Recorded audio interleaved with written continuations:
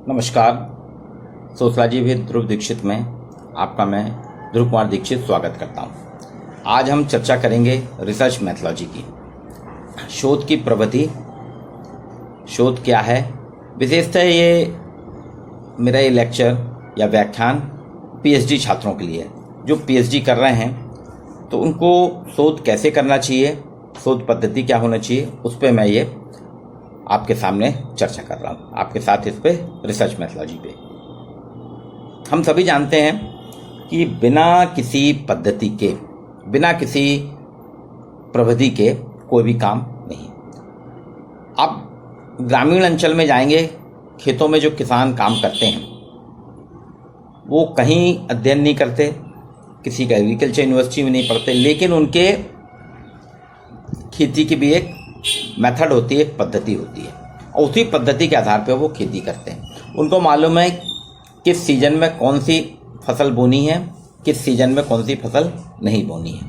और फसल बोने के पहले, बीज डालने, ज़मीन में डालने के पहले ज़मीन को तैयार करना, कितने दिन तक ज़मीन खाली पड़ी रहेगी, कितना पानी डालना है, कितना खाद डालना है, कब खेत की निदाई गुड़ाई कचड़ा निकालना है, फसल की कटाई कब करना है, ये सब वो उनका एक रूटीन में चलता है, एक पद्धति के अनुसार चलता है, बिना पद्धति के नहीं करते। आपने देखा होगा कुक की भी अपने खाना बनाने की एक पद्धति होती है। सिंपल सा फार्मूला है चाय बनाने का। उसमें पानी रहता है, चाय की पत्ती रहती है, शक्कर रहती है, दूध रहती है। ये चार चीज़ का कॉम्बिनेशन है। हमको मालूम है कितना पानी लेना, कितनी शक्कर लेने, कितनी चाय पत्ती लेनी और कितना दूध लेना, उसके साथ टेम्परेचर कितना रखना है, कितनी देर, 2 मिनट से लेके 5 मिनट या 5 मिनट से लेके 10 मिनट कितना उसको पकाना है। अगर इस मेथड को कहीं किसी ने नहीं बताया, लेकिन करते करते हमारे जेहन में आ जाती है, हम सीख जाते हैं, उसी मेथड से हम चाय बनाते हैं। जिस दिन हम इस मेथड को पालन नहीं करते हैं तो आप देखेंगे आपकी चाय का टेस्ट बदल जाता है। ये सामान्य बात हुई पद्धति की। आज हम आपसे चर्चा करेंगे रिसर्च मेथोलॉजी। समाजशास्त्र, सोशल साइंस, आपके पॉलिटिकल साइंस हुआ, इकोनॉमिक्स हुआ, कॉमर्स हुआ, सोशल वर्क हुआ, इन सभी में जो शोध कार्य किया जाता है, जो पीएचडी की जाती है, उसके लिए आपको कुछ मेथड का प्रयोग करना पड़ता है। आप अपनी शोध कार्य के लिए अपने आप में, जिस पे आप पीएचडी डिग्री या उपाधि प्राप्त, शोध उपाधि प्राप्त करना चाहते हैं, या कोई ICSSR हुआ, यूजीसी के रिसर्च प्रोजेक्ट करना चाहते हैं, आपको पहले पद्धति रखना पड़ेगा। पद्धति वास्तव में क्या है? अध्ययन की एक ऐसी प्रणाली है जिसमें फैक्ट, तथ्यों को संकलित करके उनकी व्याख्या करने के लिए व्यवस्थित वैज्ञानिक दृष्टिकोण का उपयोग किया जाता है। पद्धति जो है, कोई भी अध्ययन तभी वैज्ञानिक होगा, तभी साइंटिफिक होगा, जब वो व्यवस्थित अध्ययन पद्धतियों की सहायता से सामाजिक घटनाओं के कार्य कारण संबंध को समझाए, ये कहलाती है। अब पद्धति वास्तव में क्या है? आपको कहीं ना कहीं, किसी ना किसी एक नियमावली, एक नियम, एक फ्रेमवर्क में चलना पड़ेगा। यहाँ आपके साथ में चर्चा करूँगा। तो आप देखिए 9 पॉइंट होते हैं। पहला तो हमको घटना का आकस्मिक अवलोकन करना, at random observation of phenomena. दूसरा, हर रिसर्चर में, हर शोधार्थी में क्या, क्यों, कैसे के विषय में उत्सुकता होनी चाहिए, curiosity about what, when, why. फिर इसके साथ आपको हाइपोथेसिस कंस्ट्रक्शन करना पड़ेगा, यानी दो चरों के बीच के संबंध को, दो वेरिएबल्स के बीच के संबंध में बताने के लिए आपको हाइपोथेसिस, जैसे आत्मनिर्भरता राष्ट्र के विकास में सहायक है। एक वेरिएबल आत्मनिर्भरता है और दूसरा वेरिएबल है राष्ट्र। इसके बाद आता है आपका चौथा बिंदु, आता है प्रिपेयर रिसर्च डिजाइन। आप बिना अनुसंधान प्रारूप के, आपको जब तक कोई भी रिसर्च करने के लिए आप कोई रिसर्च डिज़ाइन नहीं बनाएंगे और कोई एक प्रारूप नहीं बनाएंगे, एक फॉर्मेट नहीं बनाएंगे, एक फ्रेमवर्क तैयार नहीं करेंगे, आप रिसर्च नहीं कर सकते। इस पर अभी मैं करूँगा चर्चा। इसके पहले 5वां पॉइंट होता है आपका collection of facts from field and process of analysis. अब कलेक्शन, डेटा जो आपको है, तथ्य सामग्री का संकलन करना, फील्ड से, अध्ययन क्षेत्र से तथ्य सामग्री इकट्ठी करके उसका विश्लेषण करना, इसके बाद होता है वैलिडिटी ऑफ हाइपोथेसिस। आपने जो उपकल्पना बनाई अध्ययन के पूर्व, आपने एक जो विचार रखा है उसकी सत्यता के लिए उसकी जांच करना। डिस्क्रिप्शन, आपकी जितने भी तथ्य इकट्ठे हुए उनसे डिस्क्रिप्शन करना, उनके परिणाम देना, और अंत में सुझाव और इम्प्लीमेंटेशन। आप इसको आपकी रिसर्च व्यवहार में कैसे प्रयोग होगी ये आपको बताना। ये कुछ 9 बिंदु हैं। इन 9 बिंदुओं पे अगर आप चलेंगे तो आप निसंदेह एक प्रॉपर रिसर्च कर सकते हैं। दूसरी चीज देखिए, अनुसंधान प्रारूप जो है रिसर्च डिजाइन की बात करते हैं, ये महत्वपूर्ण है। इसमें आपको 5 चीजें रखने, 5 W पे ध्यान रखिए। पहला W क्या, व्हाट। दूसरा व्हेन, कब।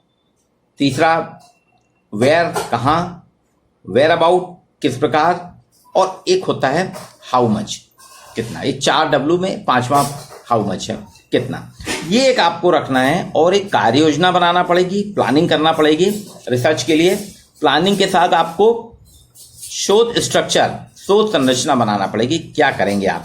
और फिर एक स्ट्रेटजी ऑफ रिसर्च, आपको शोध नीति बनाना पड़ेगी। क्योंकि हम जो भी शोध करते हैं, शोध की एक रूपरेखा बन जाने के बाद फिर हमको उसका दिशाबोध होता है, डायरेक्शन मिलता है। फिर से हमको घटनाओं का सरलीकरण, सिंप्लिसिटी हो जाती है, हमारे नियंत्रण में रहता है शोध कार्य।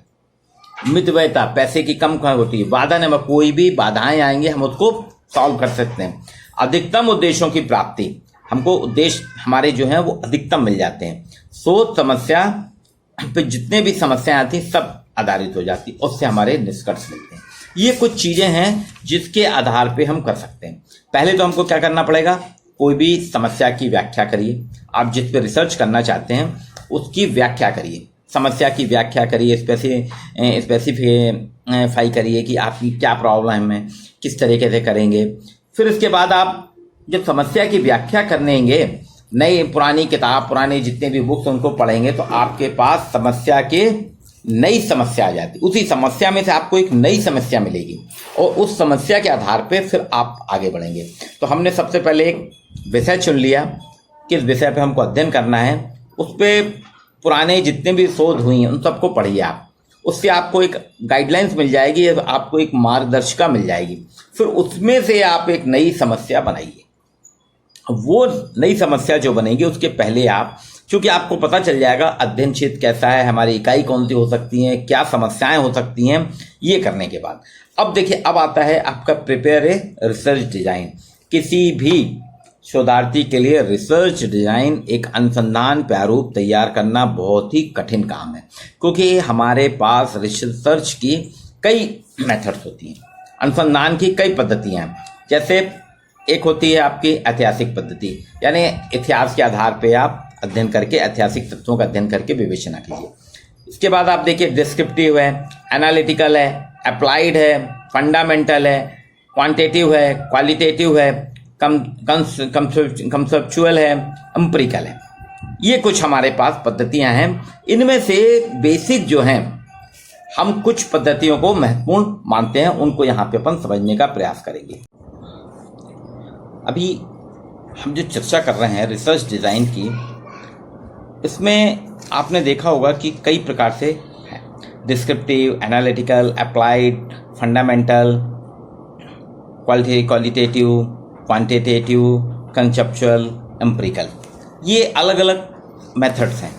आज हम इस पर चर्चा करेंगे। किसी भी, चाहे सोशल साइंस में हो या आपके पॉलिटिकल साइंस में हो या आपके कॉमर्स में या अदर्स में साइंस में, हम जो रिसर्च करते हैं साइंस फैकल्टी को छोड़ के, तो इसमें मूलतः क्या करना पड़ता है, हमको पहले से तैयार होना चाहिए समस्या क्या है और समस्या का निदान क्या हो सकता है, समस्या के रिजल्ट क्या है। क्योंकि रिसर्च कभी व्यक्तिगत नहीं होती, रिसर्च हमेशा सोसाइटी के लिए होती है, समाज के लिए होती है।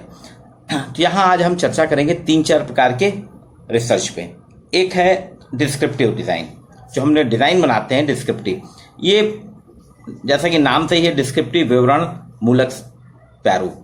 इसमें हमको घटना की विवेचना करना पड़ती। कोई भी घटना, कोई भी समस्या या कोई भी विषय जिसको हम बताना चाह रहे हैं या पहली बार ले रहे हैं या पहले जिस पे रिसर्च हो चुकी है, उसकी हमको विवेचना करना पड़ती। इसमें हमेशा गलती करते हैं विद्यार्थी, हाइपोथेसिस बनाते हैं।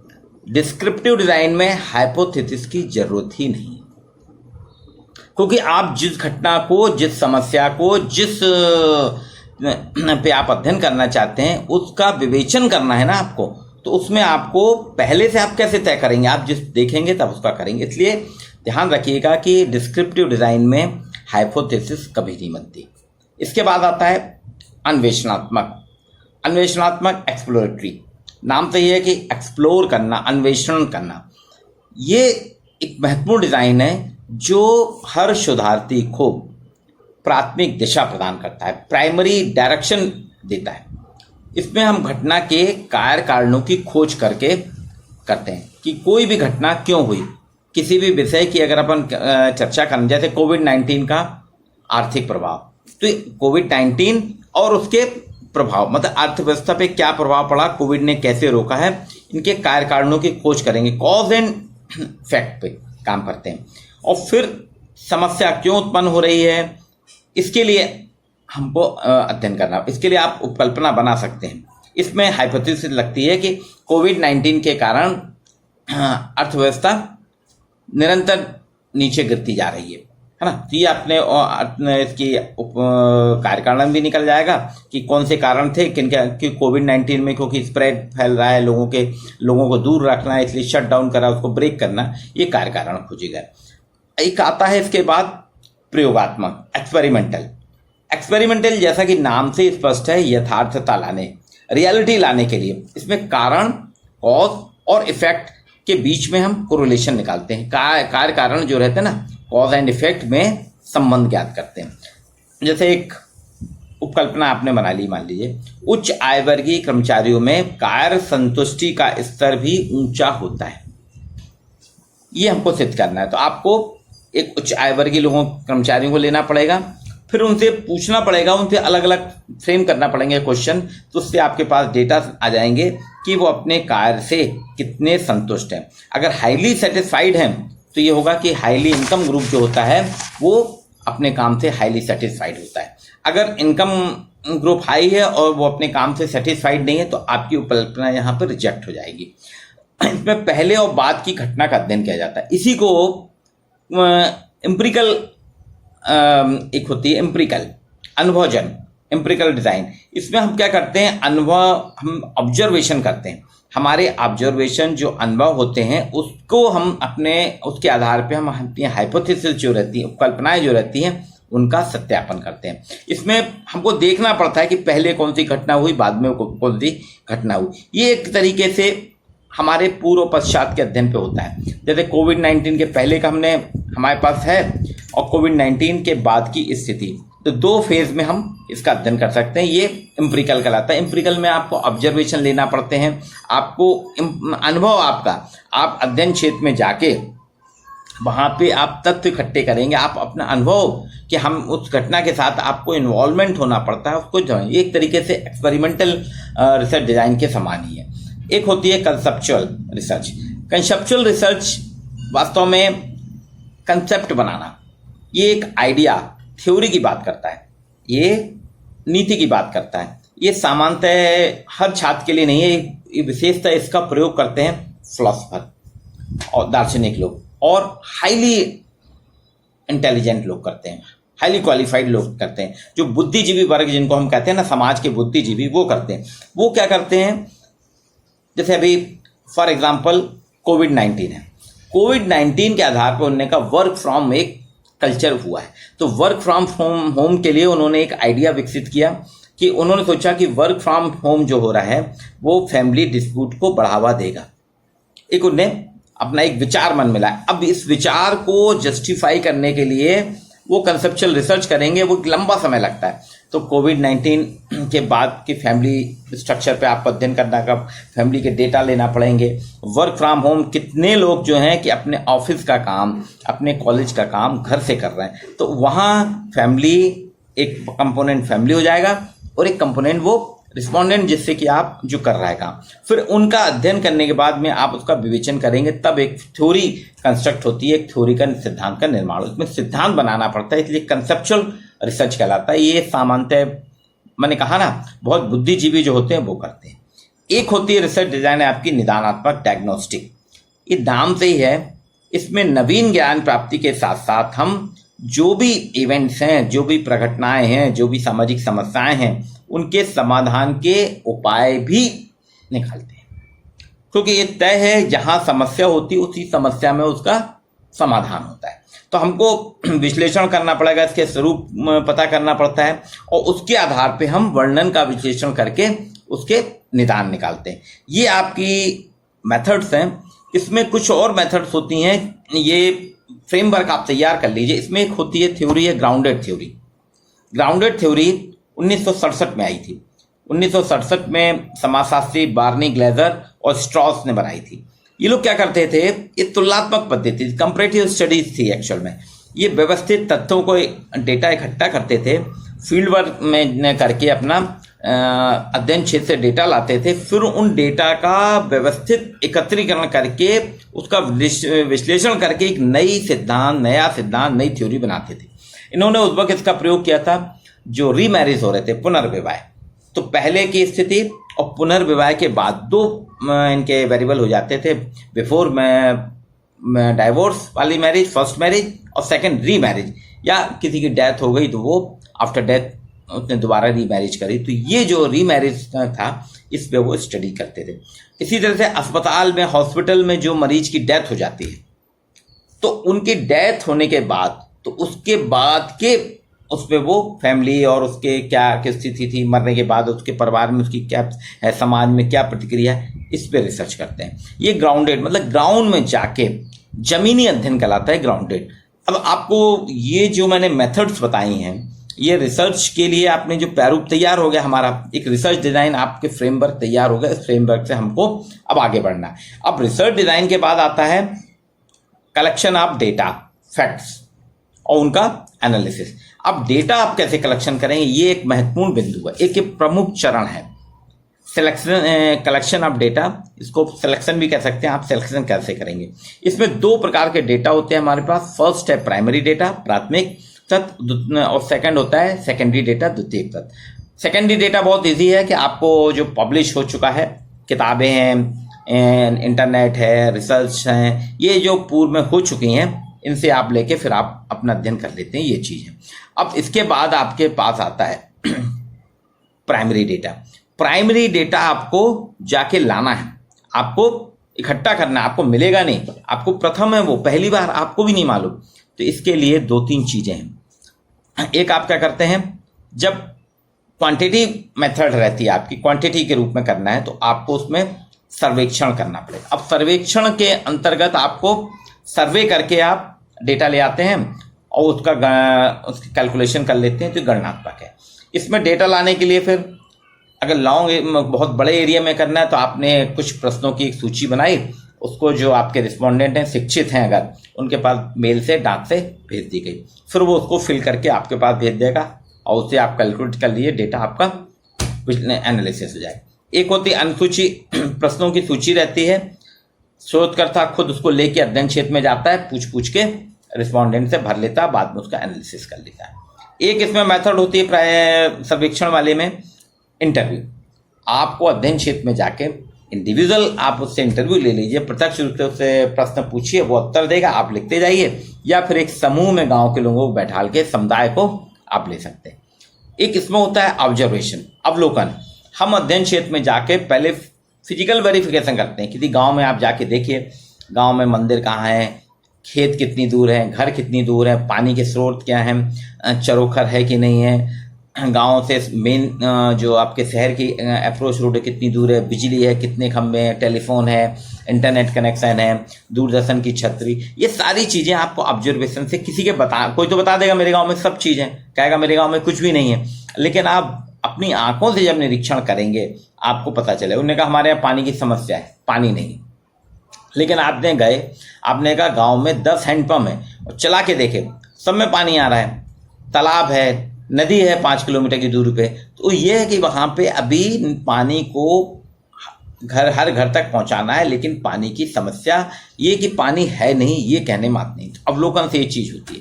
अब क्वालिटेटिव जब अध्ययन करते हैं अपन, क्वालिटेटिव यानी गुणात्मक अध्ययन। गुणात्मक अध्ययन के लिए जो आपको डेटा इकट्ठा करना है, गुणात्मक अध्ययन के लिए आपको डेटा के लिए क्या करना पड़ेगा, एक तो क्षेत्र अध्ययन करना पड़ेगा, फील्ड स्टडी, रॉबर्ट रेडफील्ड ने 1902 में अध्ययन करा था। रेडफील्ड ने इसका अध्ययन किया था, दुर्खीम ने भी करा था। फील्ड में जाके अध्ययन करना। वेरियर एल्विन ने डिंडोरी के बैगा चक का अध्ययन किया था। आजकल हम जो अध्ययन करते हैं ना कि कहीं भी चलेगा और कुछ भी 2 दिन में करके, ये नहीं है। फील्ड स्टडी आपको वहां रहना पड़ेगा, हो सकता है साल भर रहना पड़े, और पूरे समुदाय के साथ पार्टिसिपेशन करके, उनका ऑब्जर्वेशन करके आप डेटा लाते हैं, वो कहलाती है फील्ड स्टडी। एक होती है आपकी लाइफ स्टाइल। आप लाइफ स्टडी पूरे जीवनचर्या आप अध्ययन कर लीजिए कि क्या गतिविधियां हैं, किस तरह से लोग रहते हैं। एक होता है आपका कंटेंट को लेकर उसका एनालिसिस करना। एक है एकल अध्ययन, केस स्टडी भी कहते हैं। ये सोशल माइक्रोस्कोप है। केस स्टडी को सोशल माइक्रोस्कोप कहा गया है। ये इंडिविजुअल और कम्युनिटी का होता है। आपको वहां जाके उनसे उनकी गतिविधियां, उनके मतलब एक हफ्ते भर रह के, 15 दिन रह के, जैसे जेल का अध्ययन करना है, जेल की स्टडी के लिए आपको केस स्टडी करना पड़ेगी। कोविड-19 के पेशेंट पर अध्ययन करना है तो आपको एक के साथ मिलकर उनकी पूरी गतिविधियां जानना पड़ेगी। ये कहलाती है आपकी केस स्टडी। अब ये आपकी मेथड्स हैं, मैंने बताई, क्वालिटेटिव और क्वांटिटी। इसके बाद आता है कि आप डेटा लाएंगे कैसे। डेटा हमारे पास बहुत है। एक होती है जनगणना method, census method. Census method में क्या करते हैं कि हम पूरे समग्र को अपना आइडेंटिफाई कर लेते हैं और उसमें सबसे एक से पूछते हैं। लेकिन ये बहुत कठिन काम है, इसमें समय लगता है, पैसा लगता है और पेशेंस भी होना चाहिए। तो हम क्या करते हैं, सैंपलिंग करते हैं। सैंपलिंग यानी पूरे समग्र में से हमारे अध्ययन की प्रतिनिधि इकाइयां जो उसको रिप्रेजेंट करती हैं, रिप्रेजेंटेटिव यूनिट को हम चुन लेते हैं। इसके लिए कई मेथड हैं। एक है आपकी लॉटरी मेथड, जो कि आपकी देव निदर्शन कहलाता है। रैंडम सैम्पलिंग कहलाती है। रैंडम सैम्पलिंग नाम से स्पष्ट है कि भगवान देव योग से होना। इसमें लॉटरी है, आपने कार्ड डाल दिए, उसमें से 10 निकाल लिए, एक मटके में रख दिए, उसको घुमा के उसमें से निकाले, या कार्ड बना के भेज दिए, किसी से भी उठवा लिए। ये रैंडम है। एक होती है पर्पसिव। आपका पर्पस पहले से तय है। विशेष उद्देश्य को सामने रख के हम जब रिस्पॉन्डेंट चुनते हैं, सैंपल चुनते हो, तो पर्पसिव। जैसे आपके पास तय है कि कोविड-19 के मरीजों का हमको अध्ययन करना है, तो जो इफेक्टेड हुआ है उनसे आप पूछेंगे ना समाज में क्या व्यवहार था, आपके साथ कैसा हुआ, तो आपका पर्पस पहले से सॉल्व है। आपने कहा खिलाड़ियों का समाजशास्त्री अध्ययन करना है, आपने तय करके रखा हम सिर्फ खिलाड़ी विद्यार्थियों का ही अध्ययन करेंगे। व्यापारियों का अध्ययन किया, हमको जीएसटी का अध्ययन करना है, तो आपके मालूम है जो जीएसटी जमा कर रहा है वो व्यापारी आपके हैं, तो आपका पर्पस पहले से, आपने इनकम टैक्स वाले को नहीं लिया, सिर्फ जीएसटी वाले को लिया। एक होती है स्ट्रेटिफाइड, संरचित। इसमें हम मतलब टोटल समग्र का समानुपातिक, अगर 500 है, 500 का हमने तय करा कि हम 10% लेंगे, तो ये समान। असमानुपातिक हमने कहा नहीं, हम इसमें 10 नहीं लेंगे, हम 15% लेंगे, 12% लेंगे। एक होती है, इसी का तीसरा पार्ट होता है भारयुक्त, वेटेज। इसमें समानुपातिक असमानुपातिक दोनों का योग कर लिया जाता है। ये होती है स्ट्रेटिफाइड। अब ये जो आपका है, आजकल एक और आई है सेल्फ सिलेक्टेड। डेटा के लिए, आपके निदर्शन के लिए एक मेथड आई है सेल्फ सिलेक्टेड। आपने देखा होगा अक्सर गूगल फॉर्म डल जाता है, एसएमएस से आपसे मंगा लिए जाते हैं, ये सेल्फ सिलेक्टेड है। उन्हें पूरे को कर लिया, आपके व्हाट्सएप ग्रुप में डाल दिया, आपने मुझको दिया, मुझसे कहा कि आप सर इसको आगे करिए, तो मैंने अपने ग्रुप में भेज दिया। आप उस ग्रुप से जानते ही नहीं हैं, आप मुझसे परिचित हैं, लेकिन मेरे से आगे बढ़ाया गया, तो फिर जिस के पास पहुंचता है उसको फिल्म फॉर्म को, गूगल फॉर्म को, उसमें दिए गए क्वेश्चन को टिक करके सबमिट कर देता है। आपके पास डेटा आप जानते ही नहीं, ये कहलाता है सेल्फ सिलेक्टेड। ये भी बहुत चल रहा है। इसके बाद एक होती है participatory appraisal, PLA, participatory learning appraisal. ये इंग्लैंड में शुरू हुई थी। आप अध्ययन करता, वहां जाके फील्ड में जाके पार्टिसिपेट करता उनके साथ, वहां से डेटा इकट्ठे करके उनका एनालिसिस करता है। एथनोग्राफी, ये वास्तव में ग्राउंडेड थ्योरी जिसकी बात मैंने की थी, वही एथनोग्राफी का एडवांस रूप है। इसमें आपको जो डेटा हैं, आपके पास जितने भी डेटा हैं, उनको डेटा को पहले लाके फिर उनको एनालाइज करके नए तरीके, व्यक्ति ने क्या कहा, व्यक्ति की भाषा क्या कहती है, व्यक्ति के विचार क्या कहते हैं, ये सारी चीजें उसमें ली जाती है। एक फिनोमेनोलॉजी है। फिनोमेनोलॉजी में हम गार्फिंकल ने दी थी, हम उसका अध्ययन करते हैं कि घटना क्या है, क्यों हुई, उसके कार्य, उसके रिफ्लेक्शन को देखते हैं। लाइफ हिस्ट्री 1919 से प्रारंभ हुई थी लाइफ हिस्ट्री। तो आपने देखा होगा लाइफ हिस्ट्री में ये कैंसर पेशेंट पे शुरू की गई थी। कैंसर के जो पेशेंट थे उनकी पूरी हिस्ट्री ली जाती थी। आपको कब हुआ, आपके इसके पहले कैसा, इसके पहले क्या करते थे, अब वो से फिर वो कैंसर पेशेंट की लाइफ हिस्ट्री बना के अलग अलग, इसको आपने देखा होगा दुर्खीम ने भी आत्महत्या के सिद्धांत में इसका प्रयोग किया था कि आत्महत्या के सारे आंकड़े लिए, उनसे पूछा उनके घर परिवार के लोगों से क्यों करी आत्महत्या, कितने साल का था, पूरी लाइफ स्केच बना के करते हैं। तो एक लाइफ हिस्ट्री से भी हम अध्ययन कर सकते हैं। ग्राउंडेड थ्योरी की बात की है, पीएलए की बात की, एथनोग्राफी की, पीआरए पार्टिसिपेटरी रूरल अप्राइजल की, गांव में जाके पूरे गांव के लोगों के साथ मिलके हम वहां पे तथ्य इकट्ठा करते हैं, नक्शे बनाते हैं, उनके पूरे आर्थिक क्रियाकलाप लेते हैं, सामाजिक क्रियाकलाप लेते हैं, उनके संबंधों को लेते हैं, उनके गांव की स्थिति लेते हैं।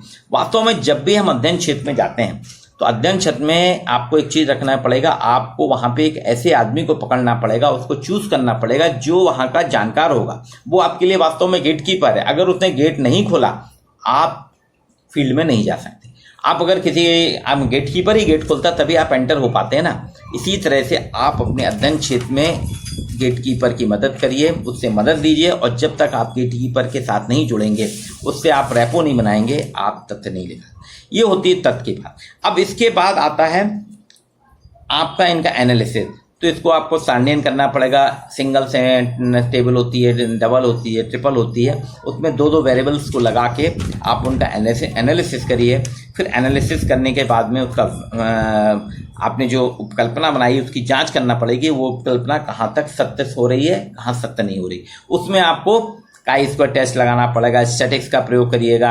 आजकल एसपीएस सिस्टम आया तो उसमें सारे डाटा आप भर देते हैं, तो आपका ग्राफ भी बना देगा, आपका कैलकुलेशन आप क्या चाह रहे हैं, पर आपको डेटा तो आप ही को देना पड़ेगा ना, आपको प्रस्तुत करना पड़ेगा, उसमें आपका काम होगा।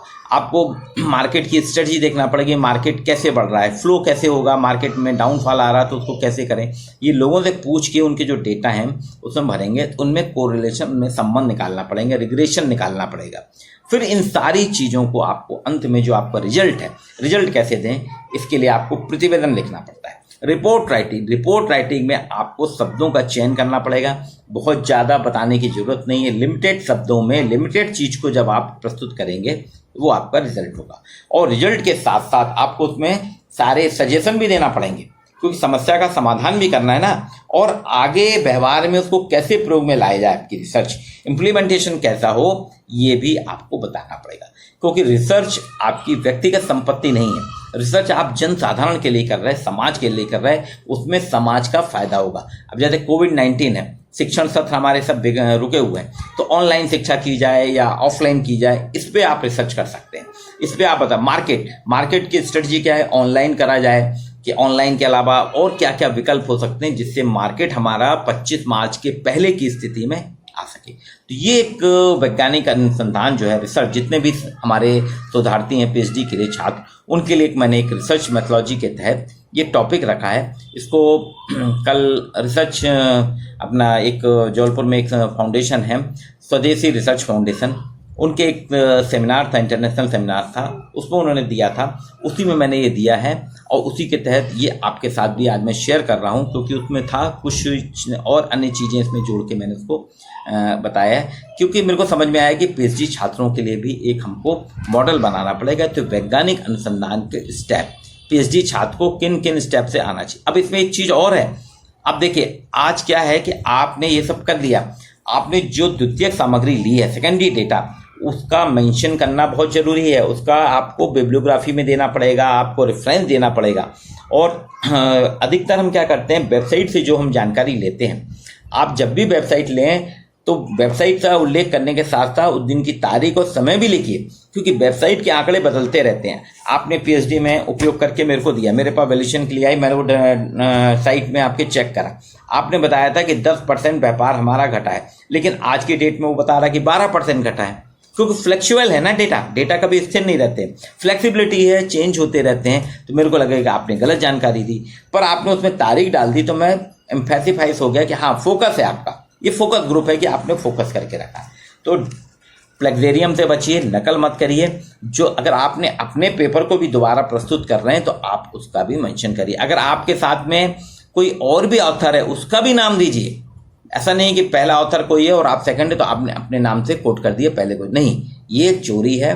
प्लेगेरियम से बचे हम, क्योंकि रिसर्च करना है वो हमारा मौलिक अनुसंधान होता है। इन स्टेप पे अगर आप चलेंगे, समस्या की व्याख्या करेंगे, रूपरेखा बनाएंगे, निदर्शन की रूपरेखा बनाएंगे, तथ्य संकलन की रूपरेखा बनाएंगे, तथ्यों का विश्लेषण कैसे करना है, प्रतिवेदन तैयार करना और नई समस्या की विवेचना।